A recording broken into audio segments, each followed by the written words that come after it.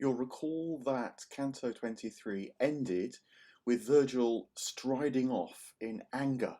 He'd realised how much he'd been fooled by Malacoda, and he steps off with Dante following him, but feeling softer himself, feeling glad that Virgil now is beginning to recover, to see what's been going on. And Canto 24 begins seemingly in quite a different mood. There's a lovely extended simile that Dante draws out here. He tells of a shepherd awakening on a spring morning, but momentarily forgetting that the seasons are changing. And so when he leaves his shepherd's hut, he sees hoarfrost on the ground, but thinks that it's snow, thinks that the land and therefore the food, the fodder for his sheep have been bound up and frozen solid, as happened in the winter. He goes back inside, full of anger, full of frustration, slaps his thighs, Dante says. But then a moment or two later goes outside again and realises that actually it's hoarfrost because it's thinning, it's already disappearing. The sun is beginning to take it away. And in fact, the seasons are changing, the springtime is here. And so his heart fills up with joy. And then at that moment, Dante the poet tells us that Dante the pilgrim saw Virgil's face and realised that his anger had already lifted, and now there was a sweetness to his countenance. And much like the shepherd who realises it's only hoarfrost, not winter snow, so too Dante's heart lifts, and there's a lovely moment of tenderness and connection.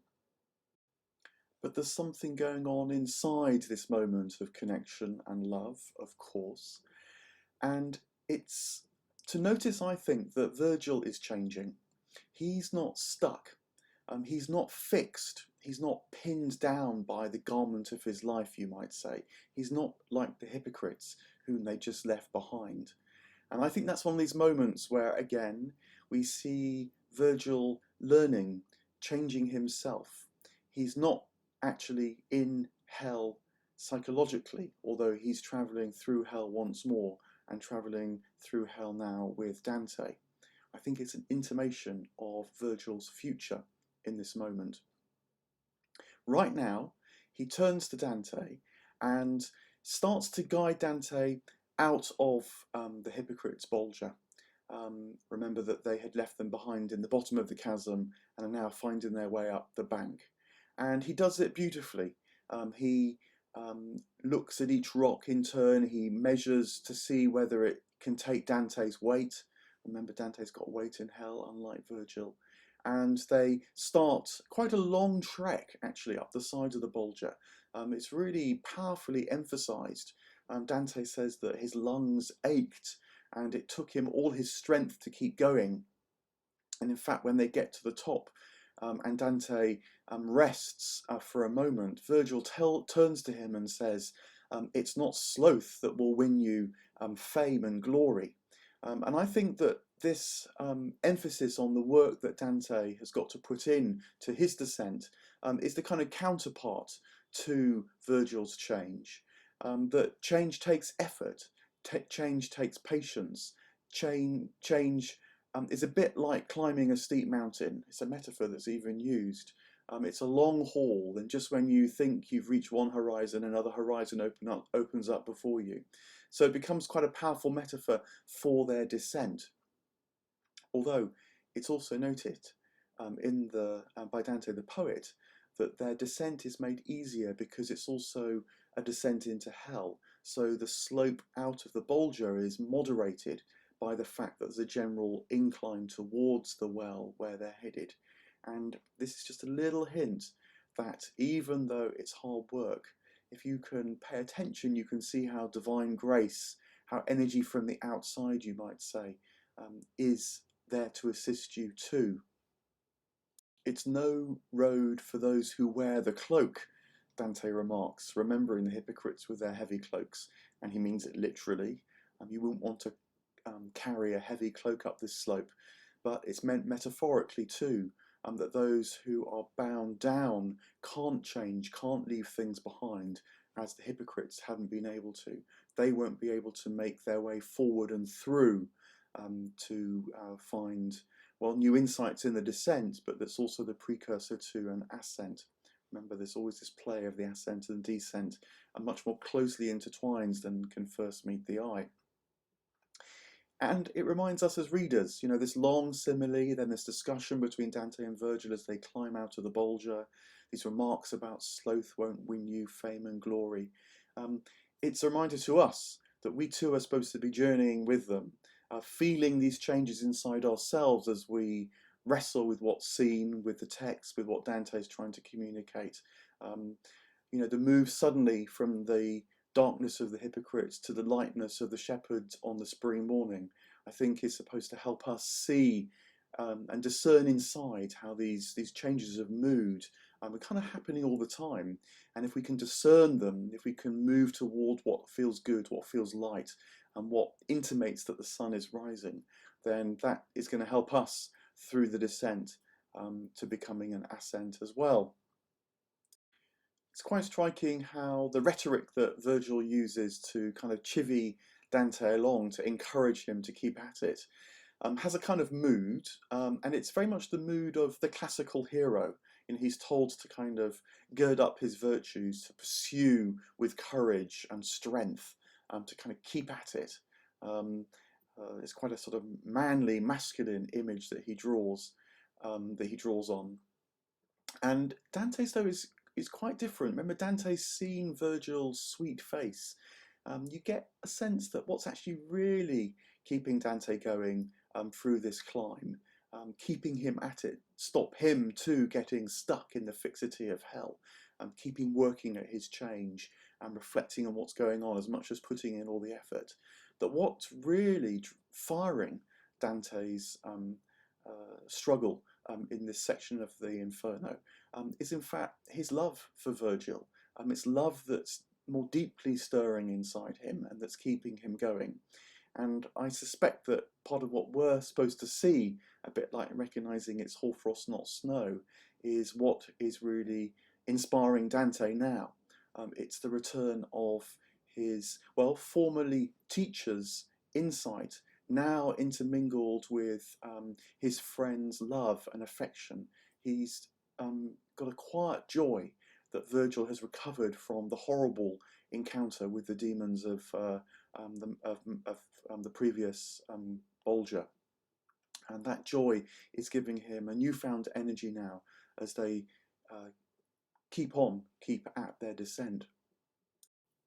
Finally, it feels, although it's only halfway through the canto, they get to the next bridge, the one going over now the seventh Bolgia, and it says that this is a hard climb too. It's got lots of jagged rocks on it, and they make it to the top, where their climb is arrested because they hear a voice coming up from the depths of the Bolgia below, that they can't see into it, it's too dark. And what's also very strange is that the voice is inarticulate. It can't really pronounce what it wants to say. And Dante is very intrigued by this and turns to Virgil and says, you know, I want to get a closer look, which of course Virgil is now really pleased about, because this shows that Dante's will and desire is engaged in the right way. They're working together. So they cross over the bridge and come to the edge of the Bolgia on the lower side. And now they can see into the depths below, into the chasm. And it's one of the most shocking sights, actually, I think, in the whole of the Inferno, because it's so unexpected, it's so dramatic. What they see is a confusion. I mean, it's a confusion of human souls and serpents running in a kind of mayhem. It's said that they look like a sort of plague that has driven itself through a city and ruined it. It's said that there's a sense of venom running through the chasm, much like poison would run through the streets. Poison not of literally the infection, but also of the terror and all that might invoke. And then they see something really very dramatic. They see one soul in particular being chased by a serpent. It's said that he's struck between the shoulder blades and in an instant crumbles into a pile of ash, before then in the next instant the ash reforming and the soul reappearing once again. It immediately makes you think, what on earth's going on here? After the slow liturgical plodding of the hypocrites, we've suddenly now got nothing but a kind of perverse and twisted energy, with human souls being chased, being struck, collapsing, reforming. What on earth is going on here? Well, Dante, of course, encourages us to change our mood, change our mind by thinking about this juxtaposition of the soul who's been struck, collapses into a pile of ash, because he then says reminds him a bit like the phoenix, who is supposed to have been reborn anew out of the ash every 500 years. The phoenix who doesn't eat vegetation but eats myrrh and frankincense, it says. And I think that this contrast is supposed to make us think about, well, first of all, the phoenix, because it would have been known that the phoenix was a very common metaphor for Christ rising again out of the ash of death. Christ, too, who tasted myrrh in the suffering of his death. And this then maybe takes us back to thinking how Dante has been suffering in his labouring through the first part of the canto. He's willing to undergo that. He desires to change too, which is a sort of positive association with the phoenix. And so it makes you think that maybe this soul was unwilling to change. And that's why now he's been struck and forced into this ashen state, but only to be reconstituted exactly the same as he was before. Nothing's changed, in fact. It's a repetition compulsion, as Freud would have put it. All this energy being spent just to say exactly the same. And then we learn a little bit more about this soul because Dante speaks to him. And it turns out that he's a chap called Vanni Fucci. And he tells his story that he stole from the sacristy in Pisa. And moreover, he then stole away in order to evade justice, and someone else got blamed. So we're now getting the sin of this Bolgia named, it's thievery. But because we've had all this preparation, we're already thinking, what is thievery in its deepest, most existential, soul-threatening sense? And we're getting intimations of that.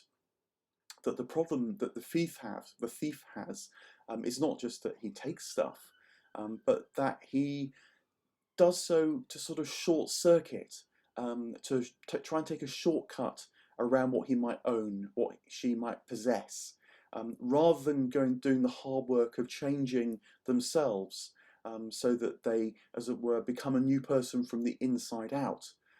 They take gold, they take clothes, whatever it is that's stolen, and just put it on the surface of their body to change their appearance, but they haven't changed from the inside.